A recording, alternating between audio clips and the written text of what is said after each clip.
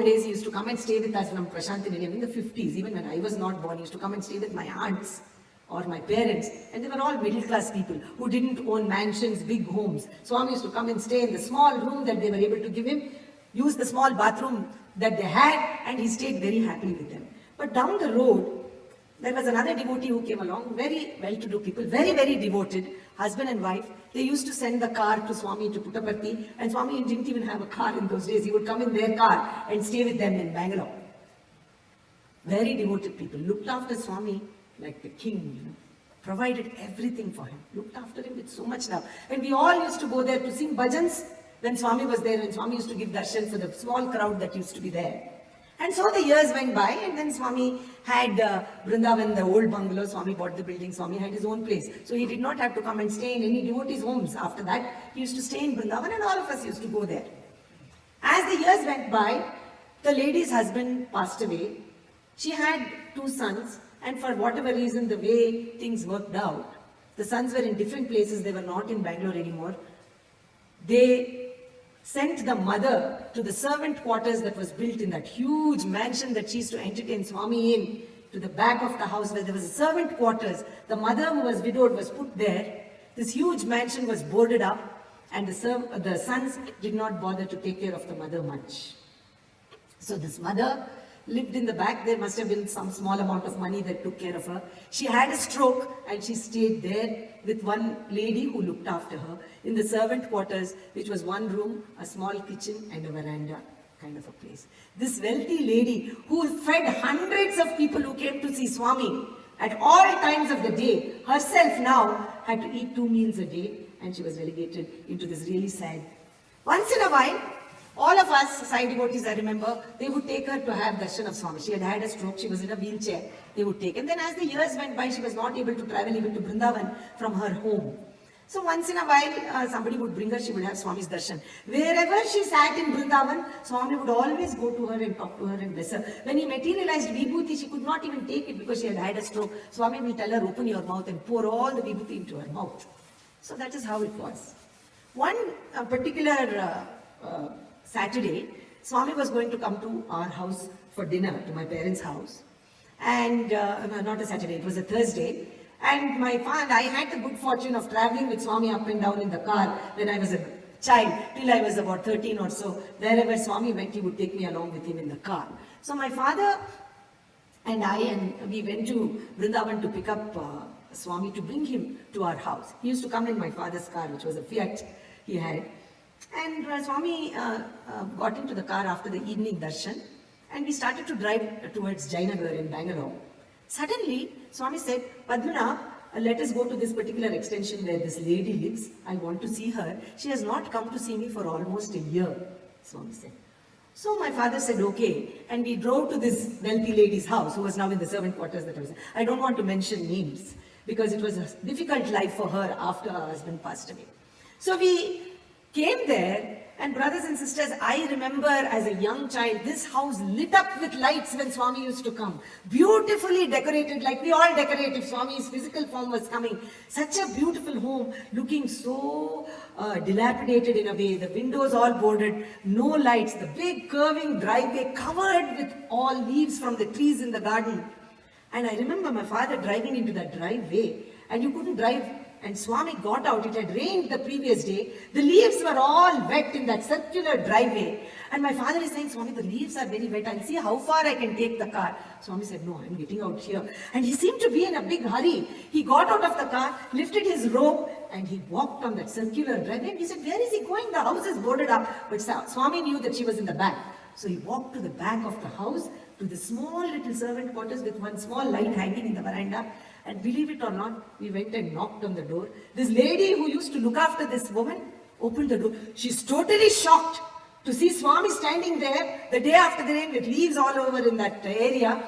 And she ran inside to tell her, Amma, Sai Baba has come, Sai Baba has come. Swami didn't even wait for an invitation. He walked into the house and walked into the bedroom. And there on a single cot, this lady was sitting. In front of her was a picture on a desk, Swami's picture. They were trying to light the lamps to do bhajan. This old lady and this other assistant who used to help her, she is not a Sai devotee, but she has come many times to Vrindavan with this lady. They don't know bhajan. This lady used to sing long songs for Swami, I remember, in Kannada. She's from Bangalore, Karnataka, so she used to sing. Whenever we used to come when we were children to her house, and Swami used to tell her sing, she will start one long song. In those days, bhajans were not there. As children, we used to get fed up. I hope Swami doesn't ask her to sing. Because I will give you a small example. I'm not a very good singer, and you understand. She's beautiful song. Now that I'm older and more mature, I hope, I understand with what love. Ninna nambi bande yenna kai bidadiru ghana mahimane sainata. That is the first line. It was composed by Sri Kasturi's wife. But this lady used to sing it. So, Ninna nambi bande yenna kai bidadiru ghana mahimane saima. I have come with faith to you, O Lord Sai. Don't let go of my hand. Hold my hand always. You are a Ghana Mahima. You can do all sorts of leelas and mahimas. The simple act of my hand, don't ever let it go. That is so this is the fun. So very nice. Everybody will follow. Ghana Mahimane Sainata.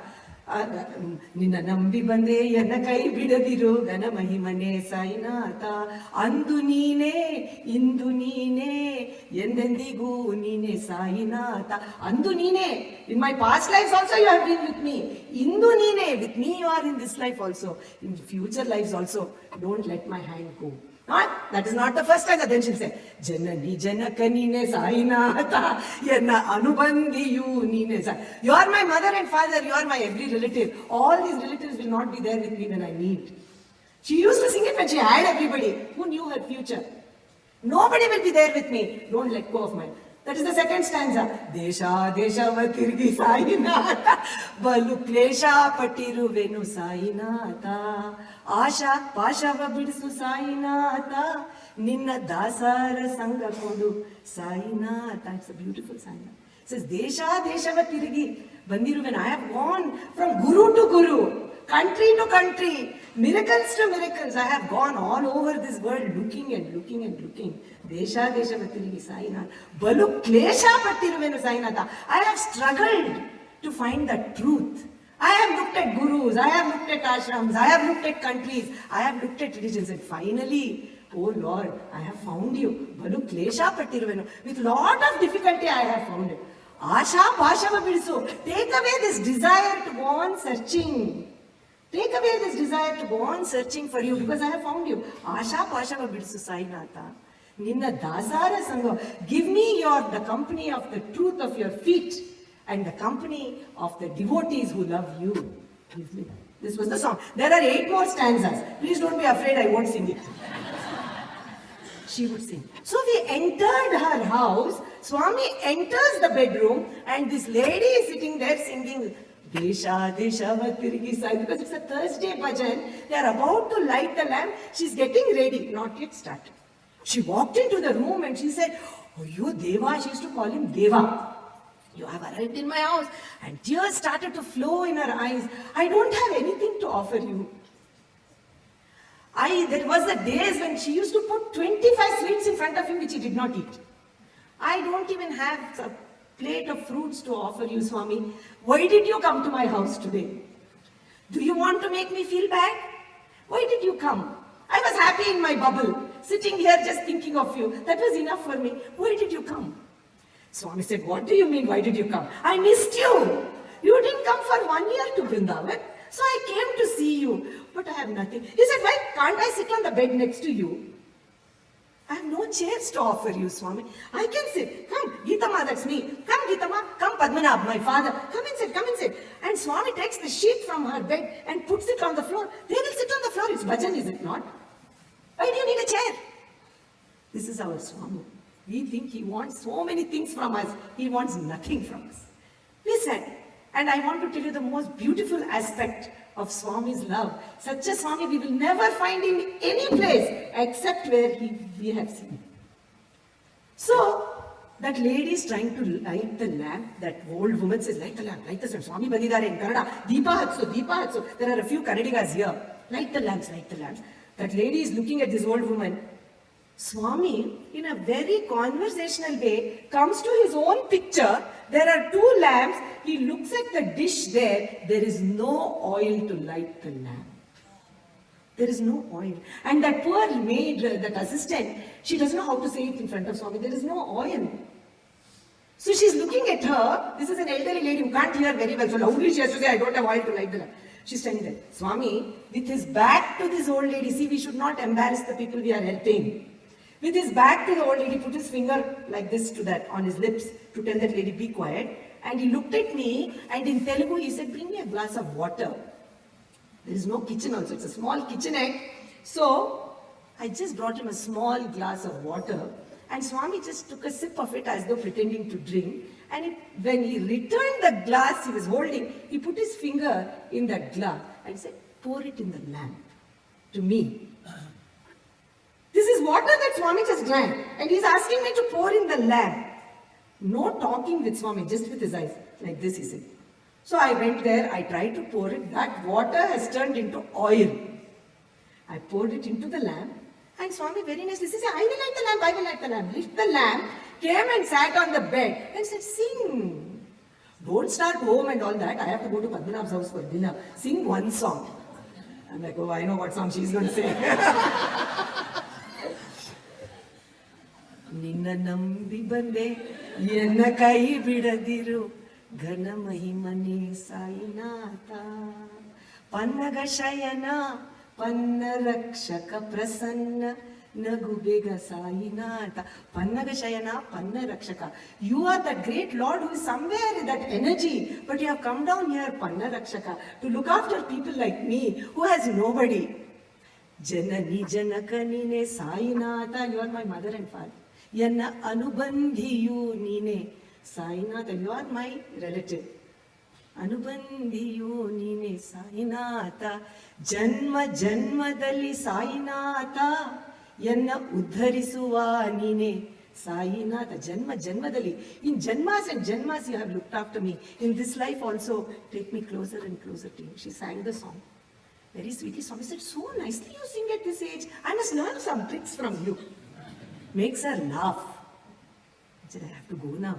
I have told Kamlama, that is my mother, I am coming for dinner. Just on the way, I missed you. Because you have not come for 1 month. I just came. Swami, why did you come? He said, why? You have looked after me for so many years. Is it not my duty to come and see you? Is it not my duty to come and see you? You are calling out with so much love. I can hear it in Vrindavan, you know. You have become deaf, you have become old. But I am not deaf. I can hear you. I can hear you. The power of that name, when it is sung with that love and intensity, it is not us traveling to Prashanti Nilayam. We can bring him from Prashanti Nilayam to Buckhorn retreat. We can bring him with the power of those words. We don't have to do much. We just have to love him. We just have to love him. So that was one of the incidents that I saw in my life, and I said, my goodness, I have to learn to sing like this woman with that intensity and love and devotion for Swami. And that discipline, her arm did not work, her leg did not work, she had a stroke, but come Thursday, 6:30 p.m., she was ready sitting on her bed to do her bhajan on time. And Swami arrived on time for her bhajan. So some of these things are necessary to keep us focused on them. The discipline is necessary to keep us focused. Otherwise it will become a game. It is not serious anymore. That is why Swami has given these tools. Sit in a certain way. Don't swing like a pendulum. Because he told once, one of the ladies in the interview room with me, she was a very good singer actually. So she said, Swami, I have composed 2 new bhajans. So Swami said, when you stop swinging like a pendulum, I will listen, because when you are swinging my brain, I am getting a headache. You are swinging so much, I am getting a headache. So there is a certain way to do everything, that is all. There is a certain way to do everything.